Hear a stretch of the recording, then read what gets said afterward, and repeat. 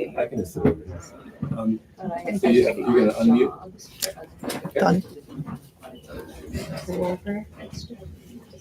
Hi everyone, we're gonna get started. My name is Roz. I'm a bookseller here at Broaddside, and I know we have a full program, so I'll keep it short. I just wanted to welcome you all to Broaddside. We are in our 51st year of bookselling on Main Street, so we're really happy to be here, and events like this are really what we're all about in supporting local authors and artists. And so thank you for coming. And with that in mind, we have books for sale after the reading on either side of the register. I'm happy to help you. We've got many of Michael's books in translation here. So if anyone needs anything to be more comfortable, just let me know. And I'm going to hand it over to Eileen. Thank you.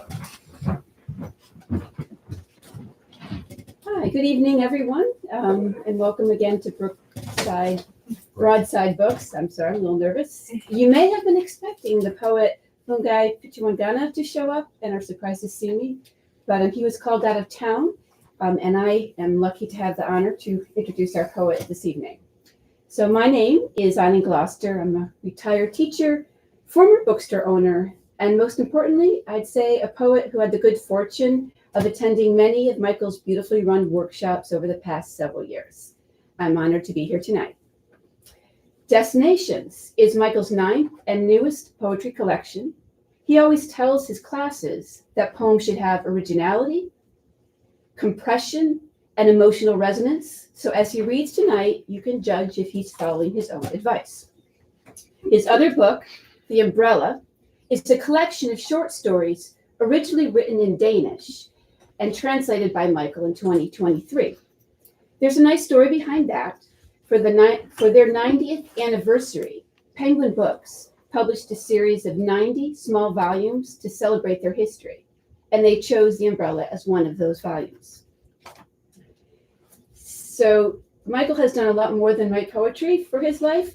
He left a career in remodeling carpentry 13 years ago. He has translated 17 works of Danish literature and written 9 books of poetry. Meanwhile, he volunteers with Straw Dog Writers as the chair of their program committee. He serves as vice president of the board of directors on the Northampton Center for the Arts at 33 Hawley. He runs these poetry critique workshops and classes at 33 Hawley. And if you write poetry, you should check them out. I have loved them. His next class is a day of Tai Chi and writing called Entering Liminal Space.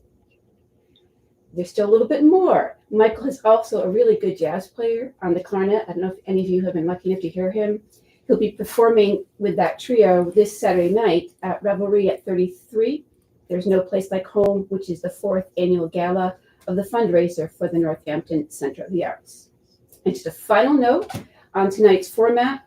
After Michael reads for a half hour or so, he'll stop so I can ask him a few questions about his writing life, and then we will open it up to you online and here in the store if you have any questions or thoughts about his writing.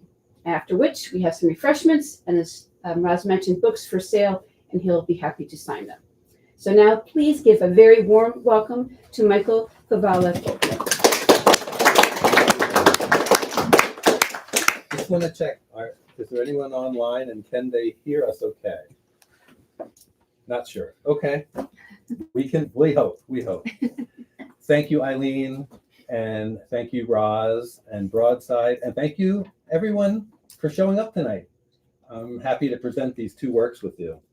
So it's Earth Day. So I'm going to start with 3 earthy poems from some earlier poetry collections. And I'm going to start with The Reprieve, which comes from Slow Phoenix. And this poem is set on the conservation land behind my property in Florence. The Reprieve. When the damp strips of cast-off bark, tree bark, lie slack like leather tongues on the old boundary stone wall, and the rabbit tracks leave an icy staccato in the snow, I tire of myself, sitting hours at my desk. and let myself be drawn by the cold, hazy sun out into the pathless woods, where stout trees stand half-dressed in damp moss to the north and bare to the south in half-naked anticipation. There's a place where water seeps slowly past to the bog, with stones large enough for stepping, and a single Japanese multiflora rose sinks its thorns into my coat as I walk by to enter the stand of white birches. Nearby are vernal pools, charted by my weekend hiking partner, who photographed and registered these sites when he got wind of a developer who was going to build 84 houses here. Past the birches, the soils get sandier there below the snow cover, just perfect for the endangered eastern box turtles who plot around there, some with expensive radio antenna, so the developer might know where he may and may not dig.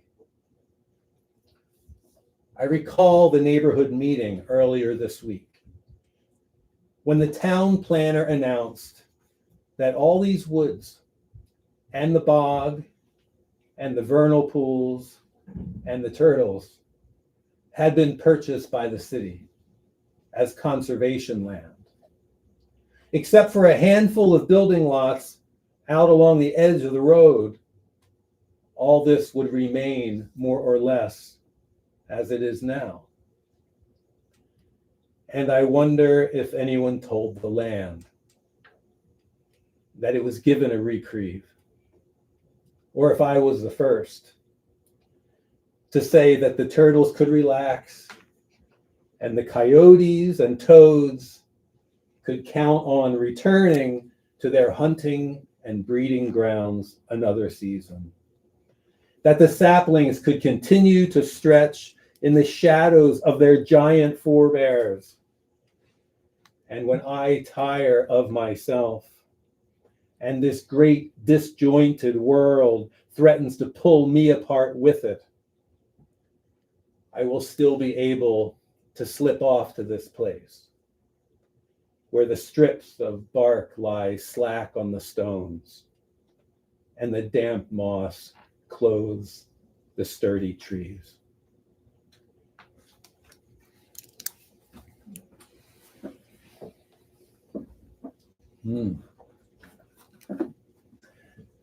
This next poem comes from, this may sound familiar, and is set on the Massachusetts North Coast. Long Beach Cliffs. We clambered along the jagged, upturned layers of rock, like four edges of petrified books facing the sky, out to the little point, a tan cliff with blushing cheeks, looking down with secret glee on a hidden cove, where half submerged, shimmering bodies of stone lay like sea mammals copulating in the surf. The water swelled and receded around them, waves rising intermittently, a line approaching and rolling with a crash against the base of the cliffs, where green golden seaweed gave way to bright mossy algae and then to stone dark with wetness. The gray water frothed to white in its onslaught, sprayed foam up in all directions as the water clung to the rock, caressed every surface, entered every crevice, then flowed in sheets and rivulets back down to itself. This theater repeating in endless variation, more gently, then more passionately, the wet rocks standing their ground, the water having its way with them. Sound rising and falling like the surfaces. Again and again, this arrhythmic pulse of meeting. This hard and soft dance, passed down through millennia, not weakened one iota, neither embarrassed nor shy about power and tenderness.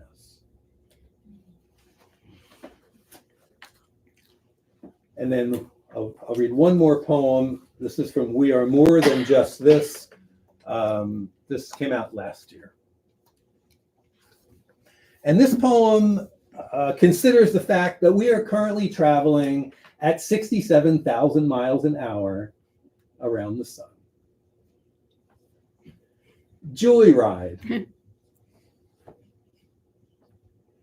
If you travel to a place with an unobstructed view to the west at sundown, stand sideways, arms stretched out to your sides, legs spread. Look down your arm at the setting sun. You might be able to sense the earth beneath your legs, rotating up and away from the sun, carrying you into the night, into space, as fast as you will ever go. Okay. So, happy Earth Day. We are here to celebrate two new collections that I'll sample for you. One is a translation from Danish, and the other is new poetry. I'm going to first share two excerpts from The Umbrella. Then the new poetry, destinations, then some conversation with Eileen, and then with all of you, after that. So The Umbrella is by Tove Ditlevsen. She is one of the most important writers from Denmark of the 20th century. She died about 50 years ago. She is a household name in Denmark. She was born and raised in working class Copenhagen, and she wrote more than 30 books: poetry, novels, short stories, memoirs. Much of her writing deals with her own turbulent life.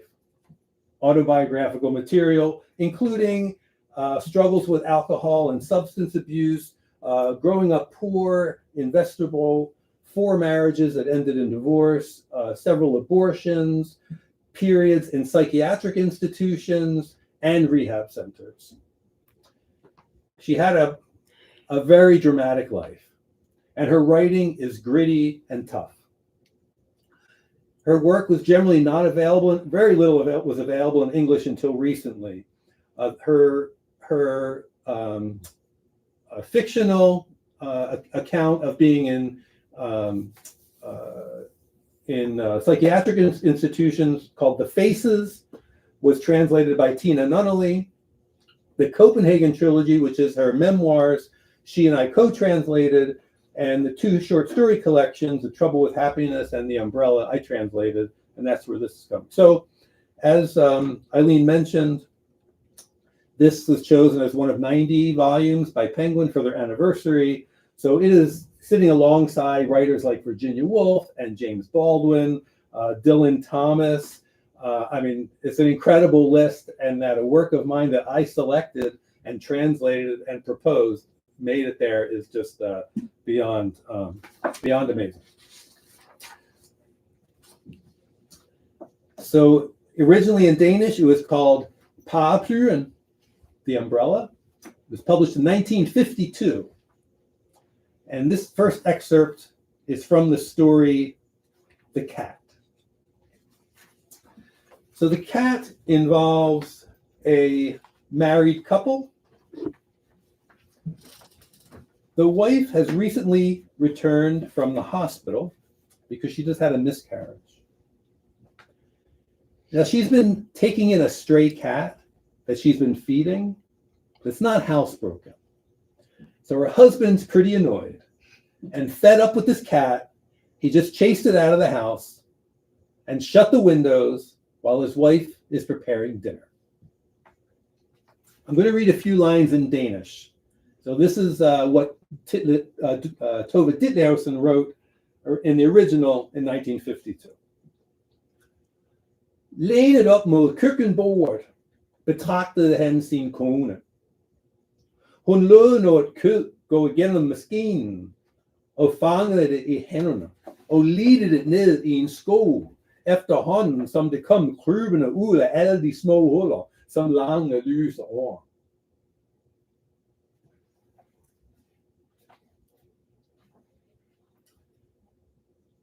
Leaning against the kitchen counter, he watched his wife.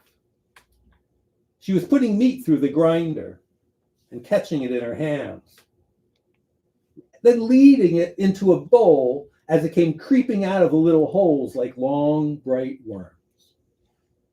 Keeping her eyes on her work, she said, "Where did the cat go?" He shrugged. "How should I know?" She looked up quickly. Her voice trembled slightly with anger. "You let it out." "Oh, you have cat on the brain," he said, attempting a laugh. She washed her hands and dried them carefully, finger by finger, as if she were putting on gloves. "Go get it," she said calmly. He glanced away. He wanted to say something. There was a lump stuck in his throat, as if he were about to cry. What is the problem? He thought. It's almost like she hates me. With a helpless look, he walked past her and out of the kitchen. "Kitty," he called. "Here, Kitty."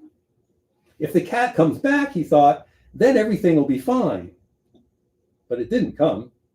He searched the yard, and his anger was chased away by something overwhelming and unknown for which he did not have words. He looked between the trees in the snow-covered grass. He was searching for a little cat which brought a load of trouble and no joy. It made no sense. He was a man who had always been led by reason, who had advanced step by step because of this. He never had urges to do meaningless things. He had married a pretty girl from a good family. In a few years, he would be a manager, and then they might be able to have a child. Cleda could stop working. "Here, Kitty, Kitty." He was pleading for his life and didn't know why. He was afraid, moving in unknown territory. He didn't recognize the woman who was standing in his kitchen anymore, demanding he return with a mangy, untrained cat. He wanted her the way she was before, when he could talk to her about everyday things. He would hold her in his arms and feel the pride of ownership again. Maybe he could buy her with that cat. It was sitting in a corner of the shed, hissing as he approached. "Kitty," he whispered gently, "don't be afraid. Come inside to your mama. Come on." The cat darted between his legs and jumped in through the open kitchen door by itself. She had it in her arms when he came in. Tears were falling on its fur. She kissed it on the head and the paws, gave it long, smacking kisses on its ears. He saw her body trembling. "Cleda," he said, frightened. Suddenly, she let go of the creature as if she had just awoken from sleep. Then she stared at her hands, which had been caressing the cat so lovingly. She lifted her head, took a wobbly step toward her husband. Then she stopped and wiped her forehead with the back of her hand. "Well," she said, "I guess I'd better finish making dinner."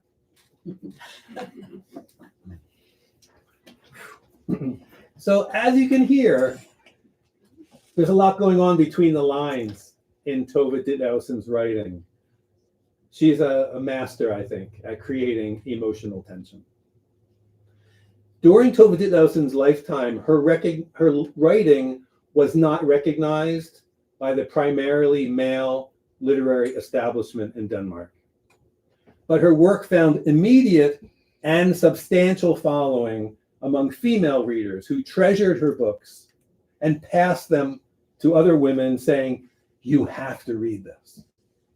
Because this was the first time when the real experiences of women were recorded in Danish literature in a way that really resonated and made women feel seen and empowered in spite of the patriarchal society that they were living in.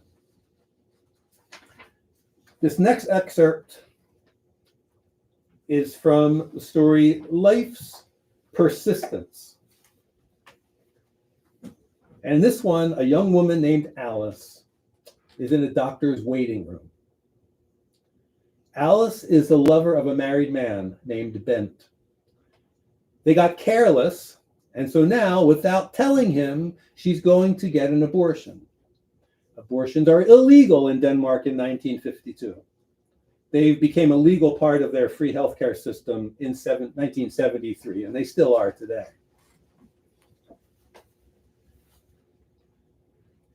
So she's in the waiting room. Her gaze turned somewhat uneasily toward the closed doctor's door, and she felt a little dispirited. A distasteful undertaking, she thought. Nothing to do with murder or the quote-unquote sanctity of motherhood, phrases she had heard plenty of from proper law-abiding doctors in proper lab coats behind proper desks. She was 25 years old and master of her own body, not according to the law, which she could not care less about, but because she wanted to be.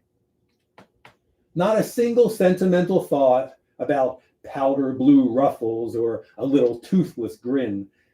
There were already plenty of babies in the world, and this little parasite had only brought her nausea and discomfort and left a slimy gray veil over everything that used to be nice. The first rays of morning under the roll-down shades. The coffee she had to switch to tea, which didn't taste good to her anymore either.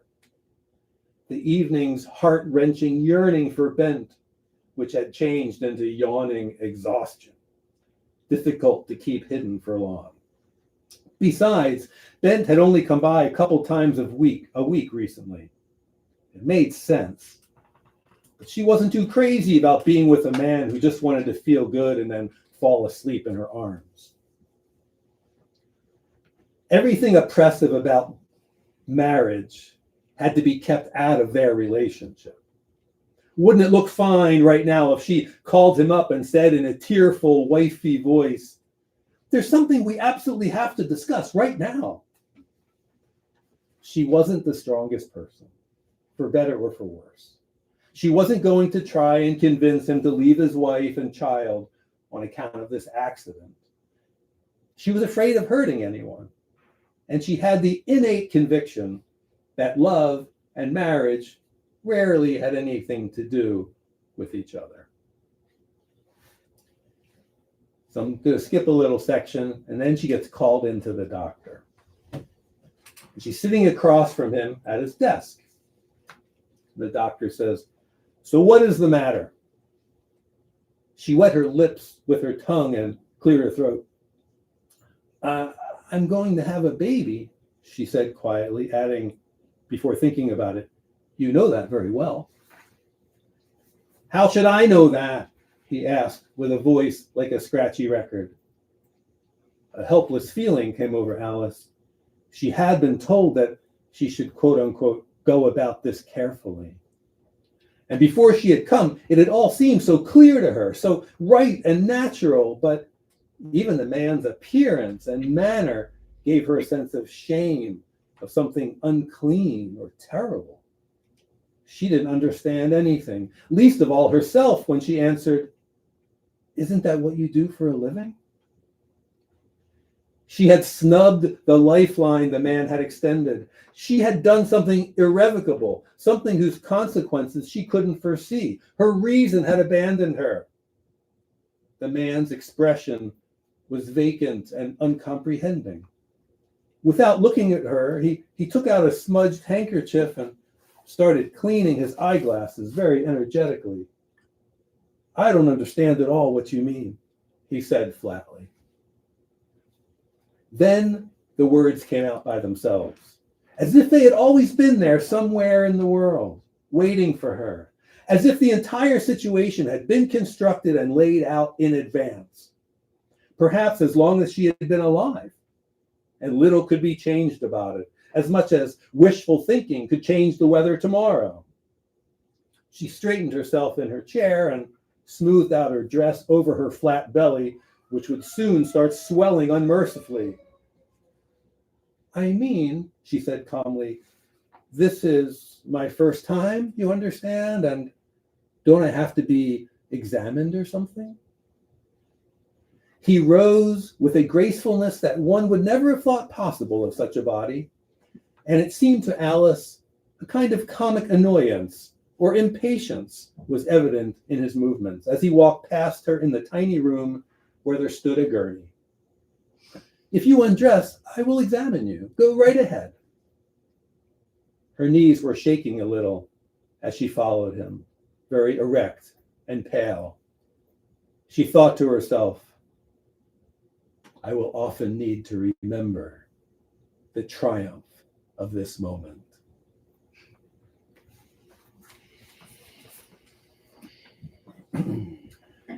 So again, I imagine that you could also hear the emotion in Tova's hyper-realistic writing by the way she frames the scenes and the minute details.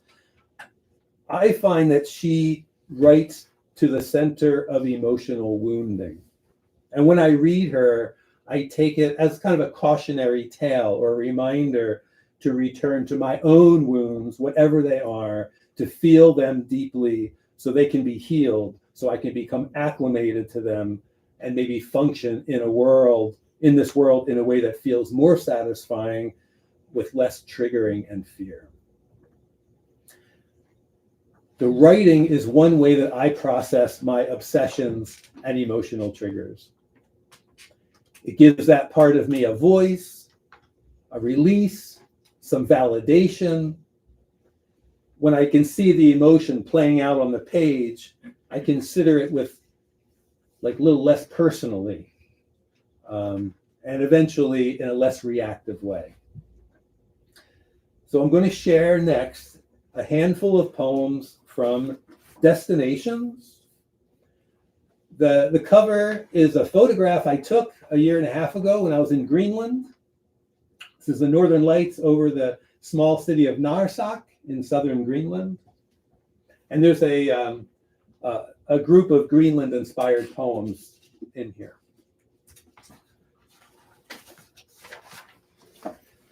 All right, I'm going to start with a couple from Family Memories and Childhood.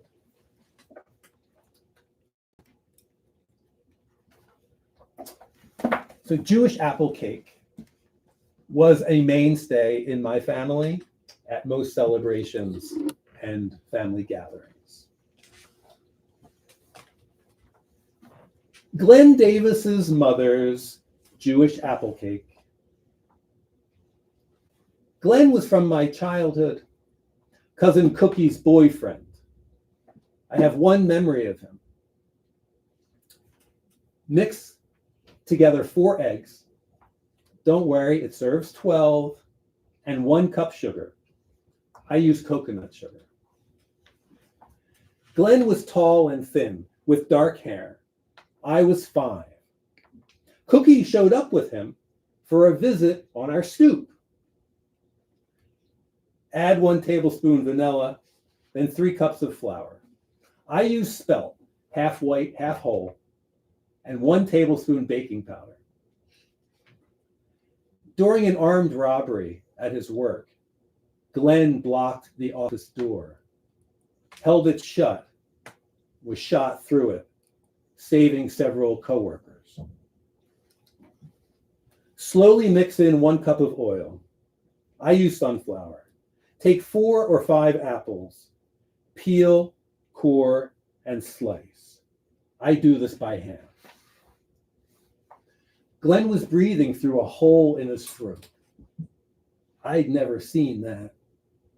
He'd been in the hospital and had to go back. Toss the apples in sugar and cinnamon. In a greased bunt pan, lay half the batter, then half the apples. Glenn died of complications. He was 27. One day, Cookie found a new boyfriend. Lay in the rest of the batter, then top with the rest of the apples. Bake 75 minutes at 350 degrees.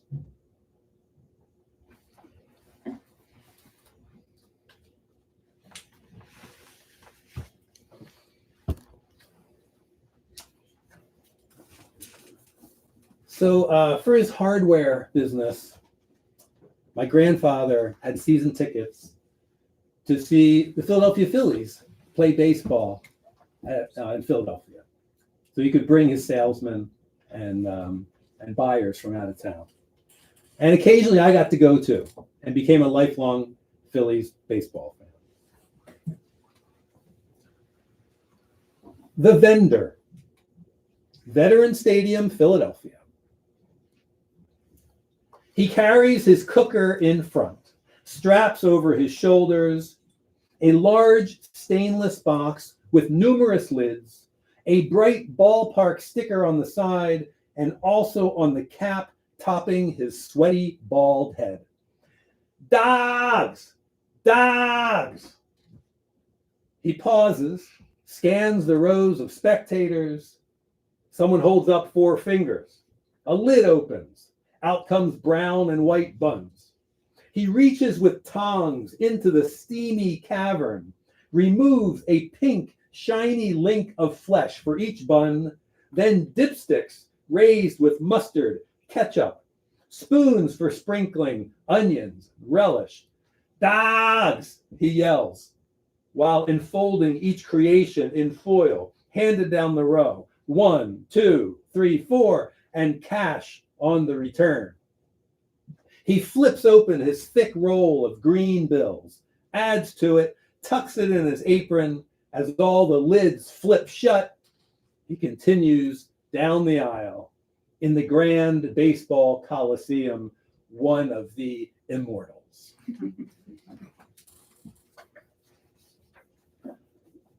Someone actually did a video. If you go on YouTube, you can find a video of this guy from the 1970s. Yeah, amazing. Unforgettable. So when I was little, I would often hear my family talking about this one side of my family where all the women died young because they had the cancer gene. The cancer gene. For Cookie. When I was 5, my father moved with his brain tumor to a nursing home and never came back. All I remember is he had a limp. My aunt lived with us, my mother, my older brother, and me. When I was 10, they told me, go next door for a while. I watched through the blinds as an ambulance came and took away my aunt. She had died from cancer. My uncle held a fundraiser from his store for the Cancer Society. One day I came in to help. He told them I was volunteering because my mother had breast cancer. That was how I found out. I went door to door anyway. My brother and I moved in with our other aunt and uncle. At 35, I got breast cancer, had them removed and recovered. 20 years later, I had brain cancer, went through treatment, and retired from 40 years of teaching phys ed. Then I learned to play pickleball. I became a pickleball ambassador. I host meetups and teach every day. We're like a family. We play in winter coats. We call if someone doesn't show up. They suspected I had lung cancer. The biopsies were negative, and they took forever to heal because of all the radiation. I played wearing a wound machine and went to 20 hyperbaric treatments. Now my brother comes and plays pickleball. He hardly talked to me for years. Now sometimes we laugh and play after dark. He and I look at each other and say, we're still here.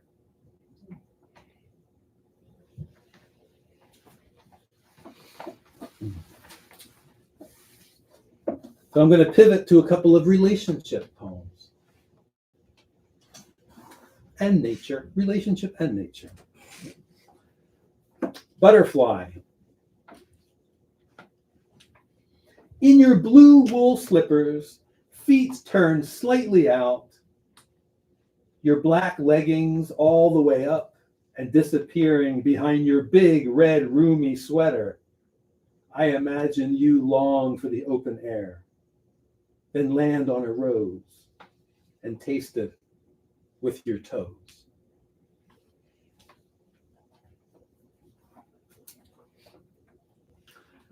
Several years ago, I bought the most amazing photograph at Paradise City Arts Festival, and it's hanging in our bedroom and inspired this piece.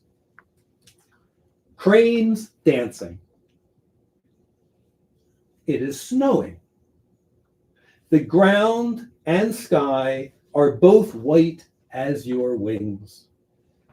Yet when I see the black tips of your feathers, your thin black legs, and your long black neck, an aliveness enters, prancing my feet, swinging my head to and fro, lifting my wings, not for flight, but in declaration or obeisance to being as I am, an electric part of the landscape, charged with embodying all the forces nature provides in the form of me, in the form of you.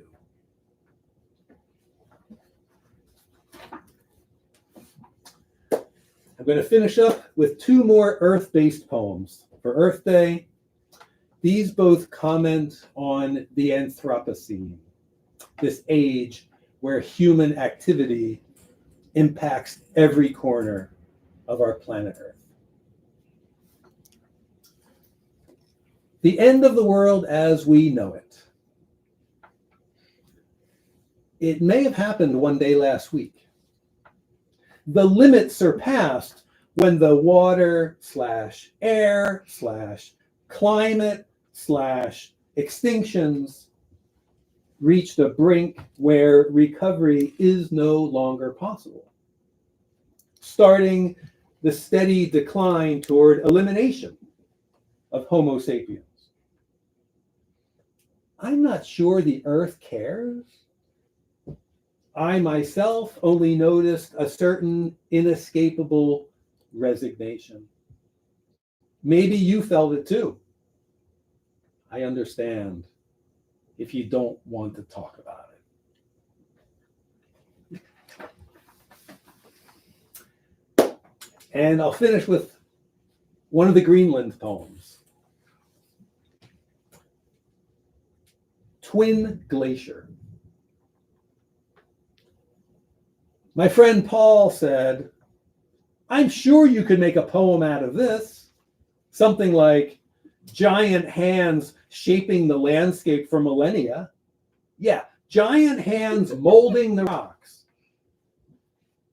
We were walking up undulating rocky slopes on one side of a glacier in Greenland, about an hour boat ride from his place. It was called the Twin Glacier. It still is. Though it has receded from the giant cliff the ice used to flow around, which cleaved it and gave it its name. Now it is single, landlocked.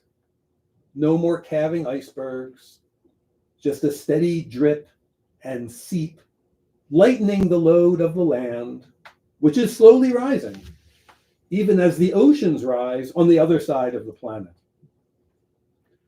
Centuries of flowing ice have scraped the rocks clear of sharp edges, leaving a surface like a fossilized down comforter.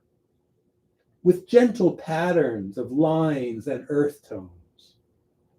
Here is where Paul and I are walking, where there are no giant hands, just ours, that pick up stones and toss them with a little plop into a glacial pool.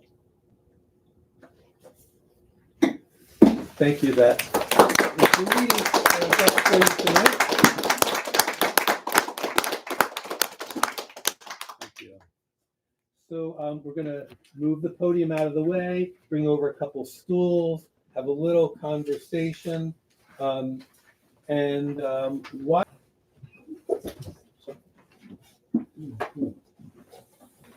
Oh, yeah, it's just a pile of some of my translations for a little added ambiance.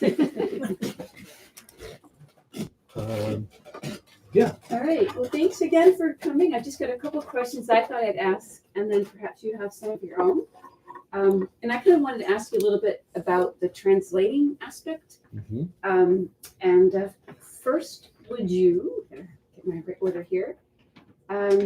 Talk to me a little bit about your connection to Denmark and the Danish language, and coming to translate those books. Yeah. So I was born and raised in South New Jersey. No 100%, Jewish background. No connection to Denmark. Not raised internationally at least. When I was 17, I was offered a chance through Rotary to go to Denmark for 4 weeks. And so I went.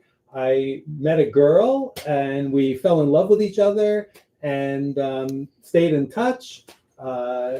2 years later, I went back to Denmark to visit her, and I had dropped out of college, and she helped me get a job on a farm for this in the summer. They were looking for laborers or whatever. I had no farming experience. I didn't know the language, but he was desperate. He was really desperate. And I was determined, and I taught myself Danish while I was on the farm that summer, just by using a dictionary and trying to read Danish books, and using the son had a little grammar book, and I basically just trial and error figured it out. I kept up my Danish through reading Danish literature for 25 years, all through my career as a carpenter. And that girl and I, or young woman and I, we got married 7 years after we met. My wife Yetta, and we just had our 35th wedding anniversary. So that's also, we've lived in Denmark. I've worked in Denmark, and it was, like I said, after 25 years of reading Danish literature, all the big names. I don't know, a sequence of events happened that I was really compelled to share some poetry that I read with some friends, and then it grew. It just kind of grew and took over my life. That I had encountered all these fantastic authors, and some of them had never been translated into English. And after I got my foot in the door, I just kept going. And then you began writing your own poetry. And I'm interested in, do you feel like the work you did translating and even just knowing another language so well informed your poetry in any way? So it started with Benny Andersen. So Benny Andersen, he died a few years ago, but he was the national poet of Denmark. And it was his poetry that I really wanted to share with my friends and family and anybody in the English-speaking world, because I think his work is it's so wonderful. It's easily accessible, but also really deep. There's a lot of irony, excellent stories, and I just really relate to his work so much. And I started translating a few of his poems because I loved them and I wanted to share them. I wrote to him because I was his biggest fan. He was my favorite writer. And I sent him, I said, I've been translating your poems. I just thought you might want to know. Here's a sample. I sent about 50 of them. And he's a big star over there. I mean, he was a touring musician, really busy, literature and music. And he wrote back to me, and he said, next time you're in Denmark, he must have liked what I had sent him, because he's, next time you're in Denmark, why don't you and your wife come by, have lunch with me and my wife, and let's talk about maybe making this into like a real project. So I'm working full time as a carpenter, right? I have basically no academic education, we did that. I was so excited. Can you imagine like meeting your favorite author? So I'll never forget the moment. We drive up to his house, and I'm standing on the stoop, and I can see this nameplate, Benny Anderson in brass, on the outside of the door, and I realized that I'm about to knock on his door, and my life could change, and it totally did. It totally did. He invited me to come back. We had a great time together. He actually pulled out, while we were having lunch, he pulled out some of the papers I had sent him, and we started discussing, the ins and outs of whether it should be said this way or that way. And then he invited me to come back in the spring, and we spent 12 days together, going over hundreds of translations that I did in the meantime. And his generosity to reach out to me. Obviously he had some, self-interest in it too, but still that he reached out to me and taught me a lot in a short time and gave me that impetus to do something I really loved. It's just incredible. Yeah. It seems a lot of your life is really the advertisement, not the right word, but an example of just you want something, and you talk about fear in your poems someplace, but not being afraid, right? You're just put yourself out there. Yeah. Yeah. So there's some connections made there. I hope that answered the. So then moving from I started translating first three poets, and then I started translating prose as well, because there was some short story essay writers. There was other writers that I just loved, and so I was able to find a publisher that would work with me. I joined a couple translating organizations, ALTA, the American Literary Translators Association, and DELT, Danish English Language Translators, and found the community where I could learn and give and take, and that was really important to me. I feel like I had some, I found my tribe. I found myself in a place where I felt like I belonged. So several years into translation, I started to be inspired by the voices I was translating, realizing that I needed to return to the artist in myself that I had really been neglecting for a long time. Carpentry can be very artistic in a way. I was a trim carpenter, so I'm like details, fine, things need to look really good, right? They need to look symmetrical. They need to be, just right. But I also had some other voices that I had been ignoring, and I realized that if I in order to be a translator, I have to mimic, like an actor, the voices of all these different writers who write in different ways. And I thought, if I can write their voices, then I should be able to write my own. That leads me to one more question, and I'll see if anyone out here has some thoughts. You're talking about finding your own voice. Now, when I've done these workshops that you've done during a break period, he usually gives this 5-minute monologue, you call it, and they're really, really good. I'm not usually very impressed with people talking to me, but they really are. So now I'm putting you on the spot. I should have done that. Sorry about that, Michael. No. But could you, what would be you already talked about Joe finding a tribe. That's one he's mentioned before. But what else would you think would be something really important for people who are maybe just starting out with poetry, or it's been a hobby and just trying to get a little bit more focused on it? Well, I think that the first thing is to go to events, go to literary events where other writers will be found. Join Straw Dog Writers, Northampton Center for the Arts, become a member of some artistic community so that you can stay in touch with what's going on. Go to open mics. Maybe at first you just sit in the audience for a few months, right? But then maybe eventually you get up the courage to share something. Go to a writing workshop and sit with other writers with your work and see how it measures up. See if you feel like you belong there, right? if you do all those things, you'll sense pretty soon if you think you've got what it takes to be a writer. Am I in the right place? Yeah, so that's my my initial advice. Now after that, then you go in every direction you want to go in, right? If you're find your genre, find writers that you admire and follow them, and find some people in your community that you feel are really skilled, and ask for their help, because people have been there before you. Form your team. Yeah. So does anyone either online in the chat or here have just questions about something you heard him read, or just anything generally about poetry? Go ahead, Marianne. Yeah, I know you're a poet. Do you ever write in Danish? And is there a difference between if you write in Danish or you write in English? I have written some in Danish, but not much. My voice really comes out in English. When we lived in Denmark, and I was using Danish every day, I was dreaming in Danish. Then it would be more natural. But otherwise, I don't write in Danish too much anymore. Do your wife and you speak in Danish? Do I what? Do your wife and you? Yeah, we speak in Danish sometimes. Yeah. Mm-hmm. Yeah. Sure. Mm-hmm. When you translate from Danish to English, is there a different beat? Like, do you hear a beat when you're reading in Danish the poem, and then because of the words you need to use in English, is that can you keep the same beat or the same rhythm?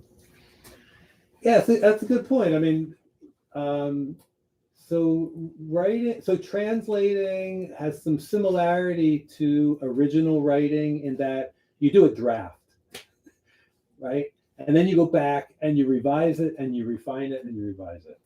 So in that case, so it's first, it's like, can I can I tell the same story that this person is telling? Can I follow just word by word what they're trying to say? And it is not, of course, it's not a word for word exchange, because sometimes an expression can be completely different, right? But so it's not, you can't just look up words in the dictionary, because they have different kinds of idioms and various meanings. So I could come across a word in Danish and have to make a choice between 5 different words, right? And that's going to depend on the register, like the voice of the original. What word do I think they would use if they were speaking in English? And then it might also come to the cadence. What is the cadence of their speech? Is it really short and clipped, or is it longer and more lyrical? So all those things are going to inform the final choices that I make.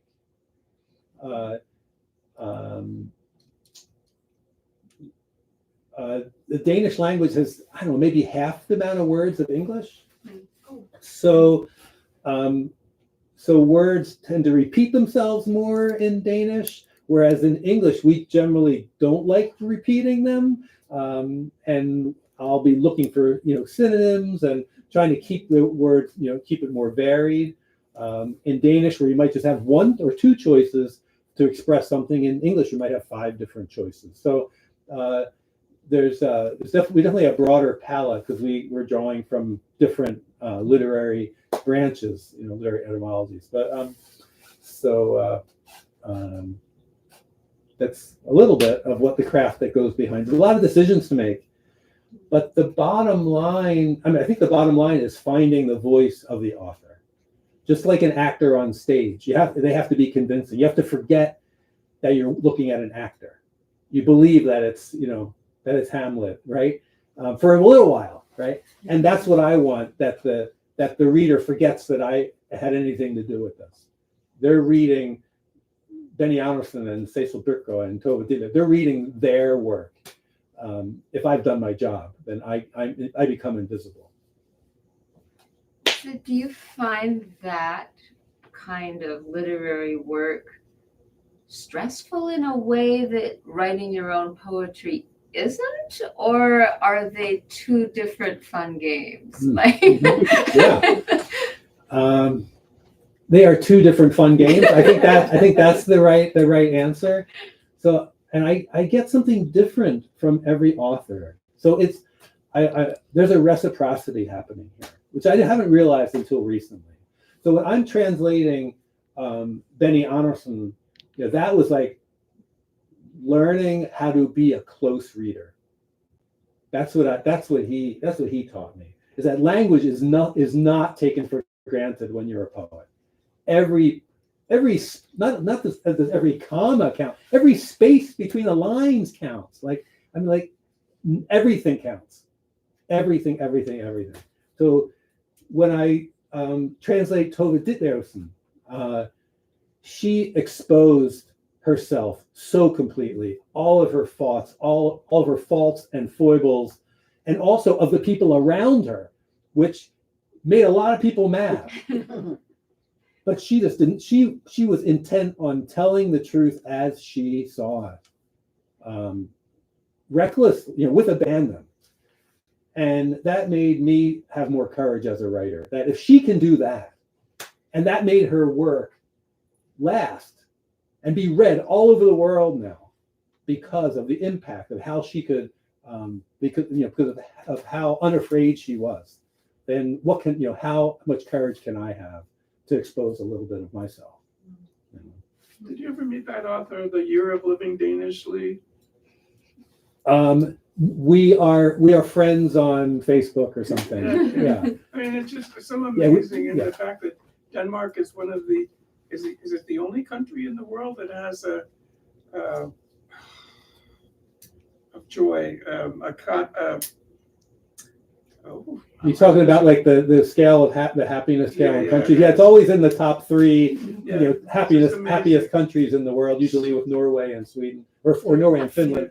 Yeah. Good for you, though, that you. I mean, I love your work. Thank I'm you. sorry, my ride is going to be here, so I'm going to have to sneak out. But wow. Just one more second. So living in Denmark, having a deep understanding of the language was a way to have a deep understanding of the culture. Without that, it's really hard to get into what are Danish people thinking and feeling really, if they're always having to translate for me and can only tell me certain things, whatever. So having the language was extremely helpful, and it made me feel less parochial as an American, growing up in the suburb my whole life. Like now I felt like I was more a member of the world. And I just felt that's been really just so valuable to have a wider perspective. Do people approach you with books they want translated? The first, I want to say so out of the 18 books or whatever that I've translated, like the first 15, I chose them all myself, because they were like lined up. Like these were my favorite authors that I wanted to share with the English-speaking world. And then I started to get a few suggestions. Yeah. So a little bit. Yeah. Did you have a question? Yeah, that's all. You make me want to go visit my cousin in Copenhagen. But I just hearing your voice and having heard it for a few weeks since we were in a workshop with you, getting a really strong sense of your voice. It was so interesting tonight to see the different facets.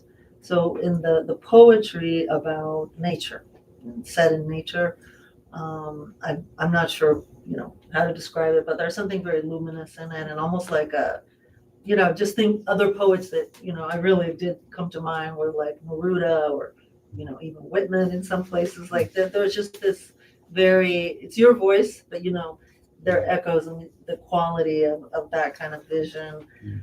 But then when you shifted to the stories Mhm. and memories and sort of a little more free verse poetry, maybe narrative kind of, there's a different quality to that voice, very different facet. I mean, it's still you, right? And I'm just curious what you observe about having that, that very sort of almost like this spiritual, natural, but in a very, you render it in simplicity in a really beautiful way, which I loved. But then, the stories are very compelling and emotional, but it's a shift in your voice, and I'm just curious how you experience that. Yeah.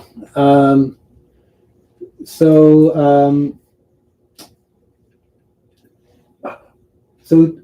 literature has, I think, always been a way for me to get in touch with my heart. I'm an introvert.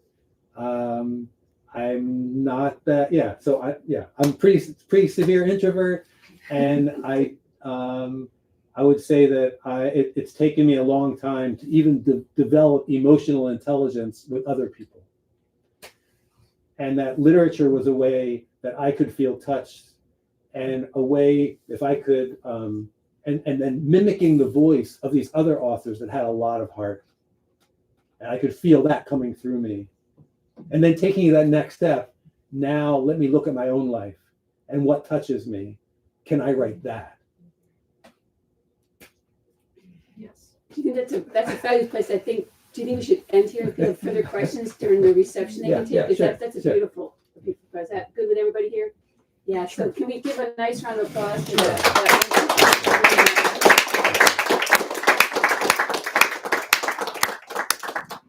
Thank you. Yeah, have some refreshments in the back. And I'm happy to talk to you about any books if you want more. We do have to be out of here by 8:30.